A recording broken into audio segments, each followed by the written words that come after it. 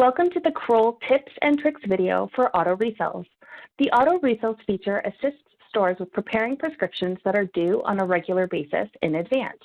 It is most commonly used for patients that are compliant and adherent with their regular meds or prescriptions that need to be filled on specific day intervals.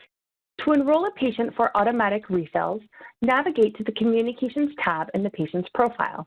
Here you have 4 options: No auto refills, which disables the auto refill option for that patient; Confirm before fill, which adds the prescription to your follow-ups queue accessible from your start screen, displaying the communication method you've selected in the section below; Autofill pickup or delivery.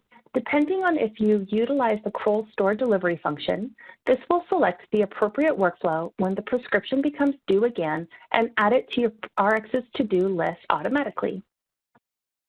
Another way to enable auto refills, select the Enable Auto Refills button.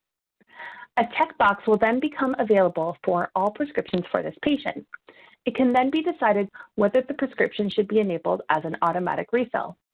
The prescription will show in your Rx's to-do or data entry queue with a new due date.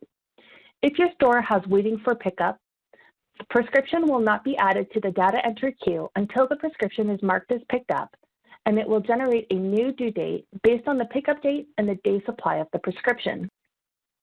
At any time, work items listed in the Rx's to-do queue can be edited by right-clicking on the item and selecting Edit. It can also be deleted from the queue if no action is required. When editing the work item, we can adjust the date and time that the prescription will show as due, as well as add any relevant comments that may need to be taken into account before filling this prescription. We can also edit, delete, and view to-do items from the patient's profile by selecting the to-do items on the right-hand side column. We can adjust the filter to show us current, completed, and historical work items that have been deleted, completed, or are pending, and view any associated comments. This concludes our Kroll Auto Refill Tips and Tricks video. Thank you.